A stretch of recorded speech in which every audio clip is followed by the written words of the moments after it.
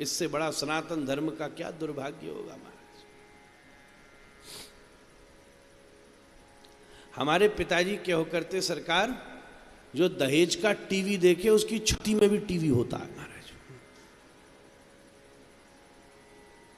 आज केवल अरे कमाल कर दिया, हमारे भीख मांग रहा है, वो पुरुष है कि नपुंसक है महाराज, हाथ फैला लिया सामने जाके। अरे जो चाहिए पुरुषार्थ करके प्राप्त कर ले।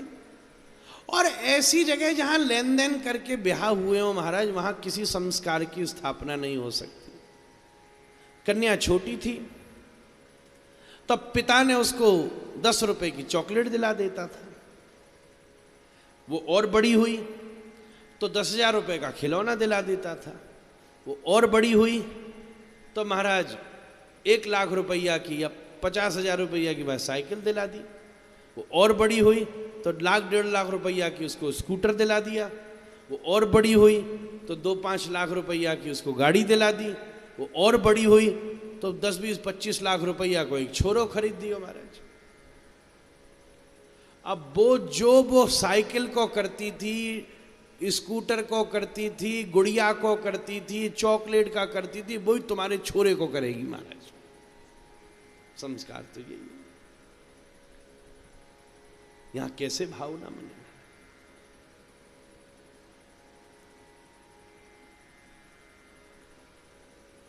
जो ले रहा है, क्या वो कोई बहुत बड़ा घर हो सकता है महाराज? वो कोई बड़ा घर हो सकता है जिसने हाथ फैला लिया महाराज, हमें ये दो वो दो? ऐसी जगह तो सच में करने की कोई आवश्यकता ही नहीं है महाराज। क्योंकि फिर हमने देखा है वो वहां दुखी रहवे, न तो उसका घर बन सका, न माता पिता चैन सुखी से रह सके, जीवन भर माथा पीटते रहते। और वास्तव में वो पुरुष है ही नहीं, वो नपुंसक है जो सामने हाथ फैला ले, महाराज हमें ये चाहिए ये चाहिए ये चाहिए। आज सनातन धर्म का इतना तिरस्कार विधर्मी नहीं करते जितना तिरस्कार सनातन धर्मी करते हैं महाराज। ये कैसे हो सकता है? श्री गणेश की, श्री शंकर की, श्री विश्वकर्मा जी की यात्रा चल रही है और सब उसमें मद्यपी होकर जा रहे हैं महाराज।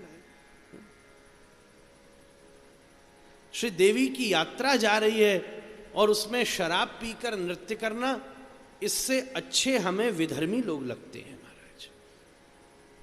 वो हमारे धर्म के बारे में इतना उल्टा सीधा नहीं बोलते जितना भीतर रहने वाले उल्टा सीधा करते हैं महाराज। कोई कृपया बुरा न माने, मैं कान भी हाथ पकड़ता हूं, हाथ भी जोड़ता हूं, सरकार के बल पर बोल रहा हूं, पर क्या ये चीज पर हमें विचार नहीं करना चाहिए?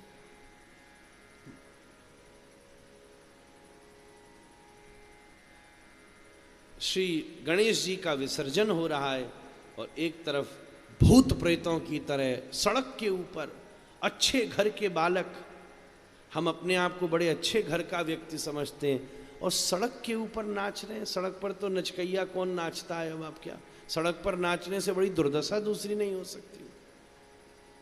शादी बारातों में आज सड़क पर भूतों की तरह नाचते हैं महाराज, कमाल हो गया।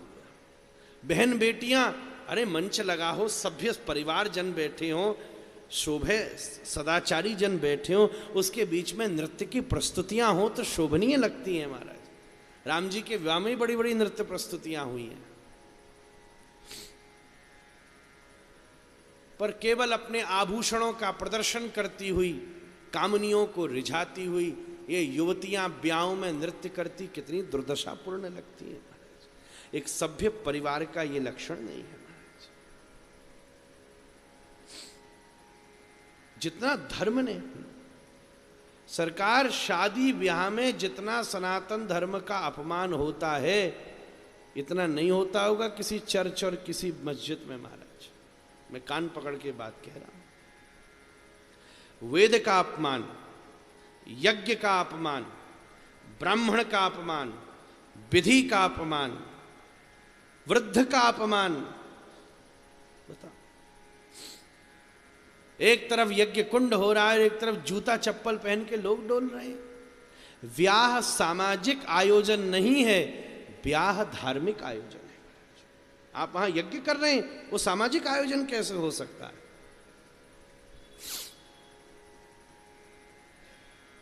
एक तरफ मांस के लोथड़े पड़े हुए हैं और दूसरी तरफ आप विष्णवे नमः स्वाहा कर रहे हैं महाराज।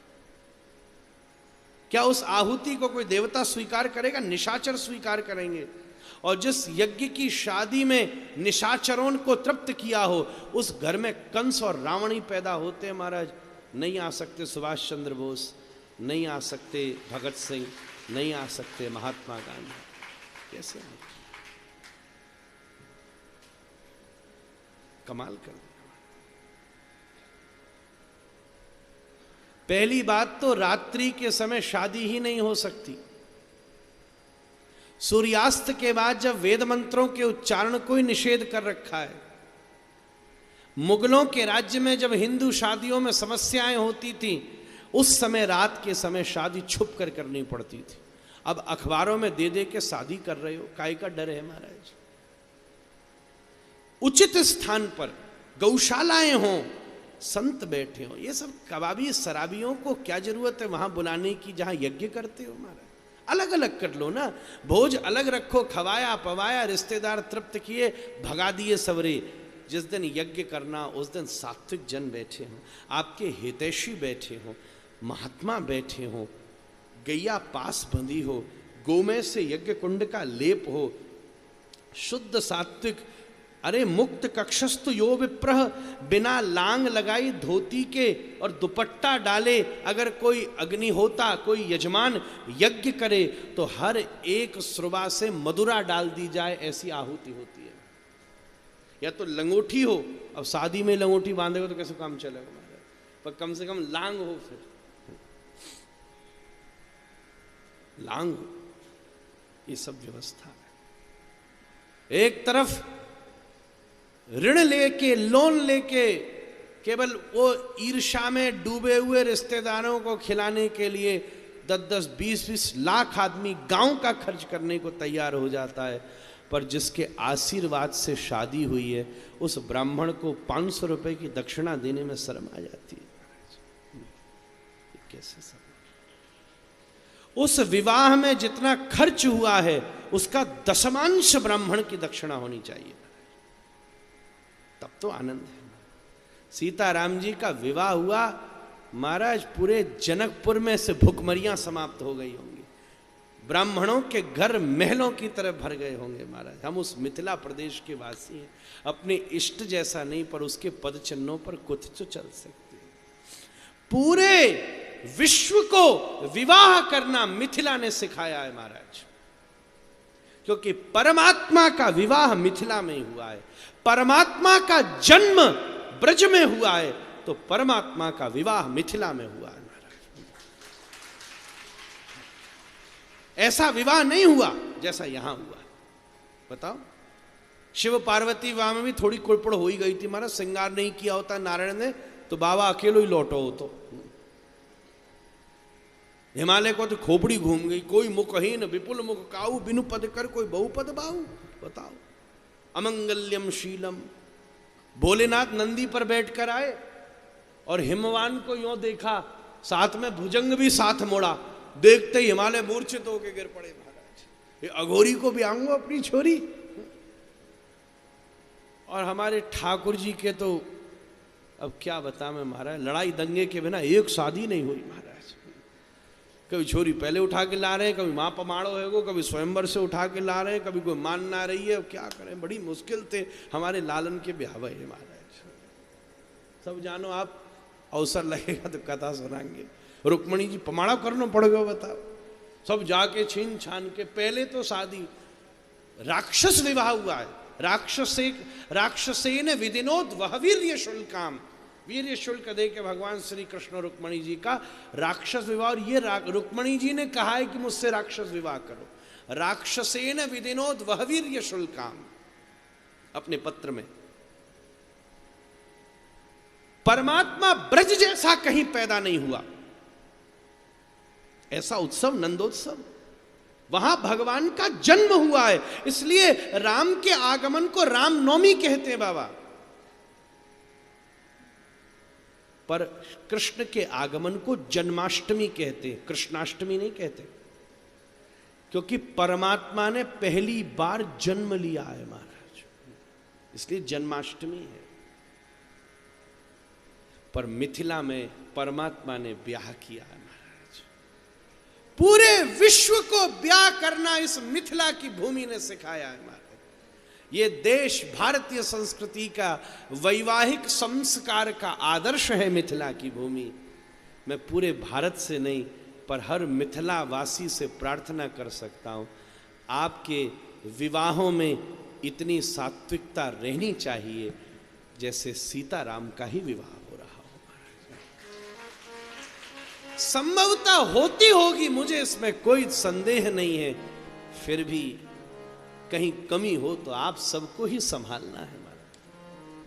भगवान कृपा करने आते हैं, धर्म तो हम सबको ही संभालना है।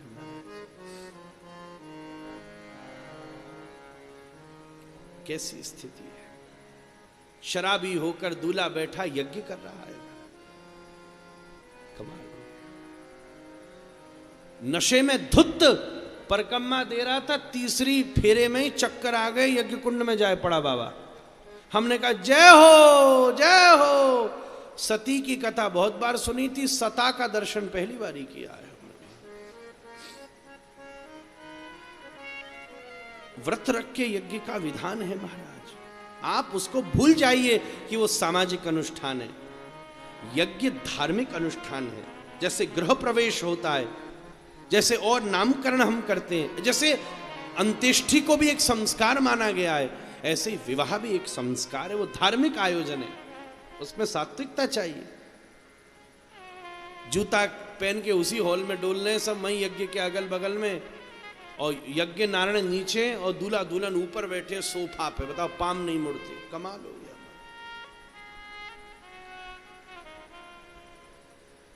यज्ञ चल रहा है, चाची आती है, जूस पिला जाती है, मामी आती है, पानी पिला जाती है, ताई आती है, पेप्सी पिला जाती है। अरे हमने कही जी क्या हो रहा है? अरे भैया बड़ी गर्मी है, क्या करें दूल्हे राजा। मैंने कही कमाल हो गया, 3 घंटे तक ये आग नहीं झल रही, 30 साल तक ये आग कहां से जलेगी महाराज। कमाल हो गया, ये सब क्या अड्डमड्ड गड्ढ हो रहा है। इसके बिना ब्याह नहीं हो सकता। जब तक जयमाला की स्थिति न हो जाए तब तक कैसे आपकी घर की कन्या पर पुरुष के बगल में बैठ सकती है? आजकल पहली ले जाके मंच पर बिठा देते हैं। आपकी घर की शोभा किसी पुरुष के बगल में बैठ जाए, जब तक उसका वर्णन नहीं हुआ, जब तक जयमाल नहीं हुई, उसके बाद में विवाह के बाद बिठाइए जितना बिठाना, फिर उसका अधिकार है। अभी तुमने दान किया नहीं, उससे पहले ही तुमने प्रदान करके बगल में बिठा दिया। ये छोटी सी बात है, पर ये आज चूंकि भारतवर्ष में और किसी भी संस्कार के प्रति इतना उत्साह नहीं रहा है, नामकरण करते नहीं, जात कर्म करते नहीं, सीमंतो नयन और पुंसवन के बारे में किसी को पता नहीं होगा। नामकरण तो आज गूगल बाबा ही ऐसे आ गए, उसी से नाम धर देते हैं महाराज, अब वो भी उल्ट पुल्ट जो समझ में आए। पाटी पूजन करते नहीं, विद्या अध्ययन होता नहीं, ब्रह्मचर्य बचा नहीं, सन्यास लेना नहीं, वानप्रस्थ का पता नहीं। बड़ा सौभाग्य है जो पुत्र भी अच्छे से अंत्येष्टि कर दे महाराज, नहीं तो बरसी भी आज उसी दिन खवा दी जाती है, 13 दिन भी संभलना बड़ा कठिन है महाराज। बाल कटाने में संकोच है, ऐसी औलाद पैदा करी है, क्या बड़ा भारी कर्म किया जो आपकी अंत्येष्टि पर बाल और दाढ़ी कटाने को तैयार नहीं हो, और आप उसके उलीचे सब लुटाने को तैयार हो।